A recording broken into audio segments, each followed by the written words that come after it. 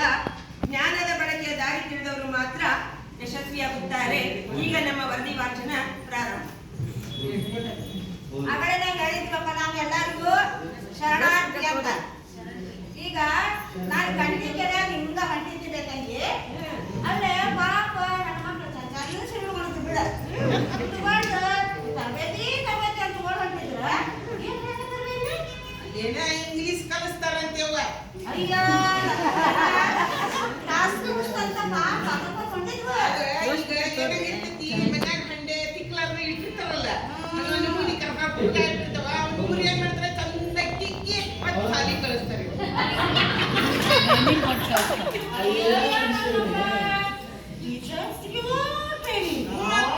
ಹೆಚ್ಚಿನ ಕಲಿಸ್ಬೇಕಲ್ಲ, ಇವ್ರು ಹೋಗಿ ಶಾಲೆ ಕಲಿಸ್ಬೇಕು. ನನ್ನ ಮಗಳ ಶಾಲೆ ಹೋಗಲ್ಲ, ಕೇಳಾಕತ್ತಿದ್ಲು ನಮ್ಮ ಶಾಲ್ಯಾಗ ಜಾಸ್ತಿ ಇಂಗ್ಲಿಷ್ ಹೇಳ್ತಾರೆ ಅವ್ವ ಈಗ ಅಂತ.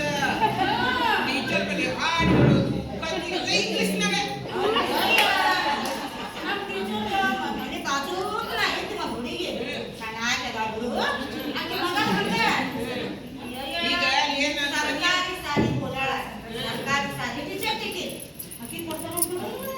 ನೋಡಿಗೆ ನನ್ನ ಮನೆ ಹತ್ರ ಹೋಗ್ಬೇಕು. ಈ ಶಿಲ್ಪ ಆಗ್ತದಲ್ಲ ಟೀಚರ್ ಅಕ್ಕಿ ಏನೇನ್ ಕಲಿತ್ ಬಂದಾಗ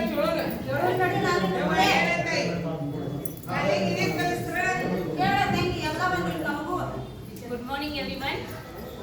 ಜಯಕ, ನಾನು ನಲಿಕಲಿ ತರಬೇತಿ ನಡೆದಿತ್ತಲ್ಲ, EMK ತರಬೇತಿ ಗಂಟಿಕೇರಿ ಒಳಗೆ ನಡೆದ ತರಬೇತಿಗೆ ನಾನು ಕಿಟಕಿ ಒಳಗೆ ನಿಂತು ಏನೇನಾಯ್ತು ಅಂತ ಎಲ್ಲಾ ಕೇಳ್ಕೊಂಡ್ ಅದರ ವರದಿಯನ್ನು ನಿಮ್ಗೆ ಒಪ್ಪಿಸ್ಬೇಕಂತ ಇಲ್ಲಿ ಬಂದು ಕುಂತೇನಿ. ಅದರ ವರದಿ ವಾಚನ ನಾನು ಈಗ ಮಾಡ್ತೀನಿ. ನೀವೆಲ್ಲರೂ ಕೇಳ್ಕೊಂಡ್ರೆ ನೀವಂತೂ ಹೋಗಿಲ್ಲ. ಅಲ್ಲಿ ಯಾವ ರೀತಿ ನಾವು ಮಕ್ಕಳಿಗೆ ಇಂಗ್ಲಿಷ್ ಅನ್ನ ಕಲಿತ ಮಕ್ಕಳಿಗೆ ನಾವು ಕ್ಲಾಸ್ ಒಳಗೆ ವರ್ಗ ಕೋಣೆ ಒಳಗೆ ಇಂಗ್ಲಿಷ್ ಅನ್ನ ನಮ್ಮ ಸಣ್ಣ ಸಣ್ಣ ಮಕ್ಕಳಿಗೆ ನಾವು ಕಲಿಸ್ಬೇಕು ಅನ್ನೋದನ್ನ ಬಹಳ ಚಂದ ಹೇಳ್ಕೊಟ್ಟಾರೆ. ಅದನ್ನ ಹೆಂಗೆ ಹೇಳ್ಯಾರಂತ ನಾನು ಹೇಳ್ತೀನಿ, ಕೇಳಿಲ್ಲ ಹಂಗಾರೆ.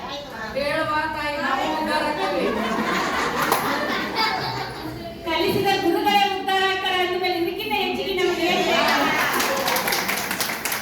ಜ್ಞಾನಾನಂದಮಯಂ ದೇವಂ ನಿರ್ಮಲಾ ಸ್ಫಟಿಕಾಕೃತಿ ಆಧಾರಂ ಸರ್ವ ವಿದ್ಯಾನಾಂ ಹಯಗ್ರೀವಂ ಪಾಸ್ಮಹಿ.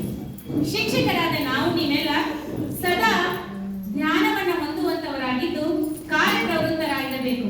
ಕಾಲಕಾಲಕ್ಕೆ ಆಗುವ ಬದಲಾವಣೆಗಳಿಗೆ ಹೊಂದಿಕೊಂಡು ಸದಾ ಜ್ಞಾನಾರ್ಜನೆಯನ್ನು ತೆಗೆದುಕೊಂಡು ಮಕ್ಕಳಿಗೆ ಇಲಾಖೆಯಲ್ಲಿ ಆಗುವಂತಹ ಬದಲಾವಣೆಗಳನ್ನ ಅವರಿಗೆ ತುಂಬುತ್ತಾ ಇರಬೇಕು.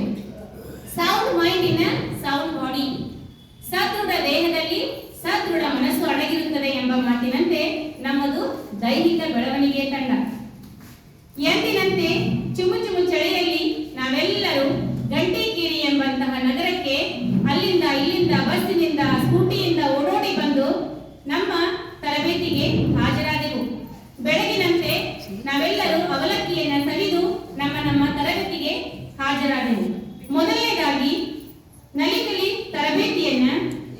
ತರಬೇತಿಗೆ ಶ್ರೀಮತಿ ರಾಜೇಶ್ರೀ ಅವರಿಂದ ಪ್ರಾರ್ಥನೆ ಮೂಡಿ ಬಂತು. ಸೃಜನಶೀಲ ತಂಡದಿಂದ ಸೃಜನಾತ್ಮಕವಾಗಿ ವರದಿ ವಾಚನವೂ ಆಯಿತು. ಶ್ರೀಮತಿ ಸತ್ತಿಗಿರಿ ಗುರುಮಾತೆಯವರಿಂದ ಚಿಂತನ ಮೂಡಿ ಬಂತು. ಅದೇ ವೇಳೆಗೆ ತರಗತಿ ಪ್ರಾರಂಭದ ಮೊದಲು ನಮ್ಮ ತರಗತಿಯನ್ನು ಸಂದರ್ಶನ ಮಾಡಲು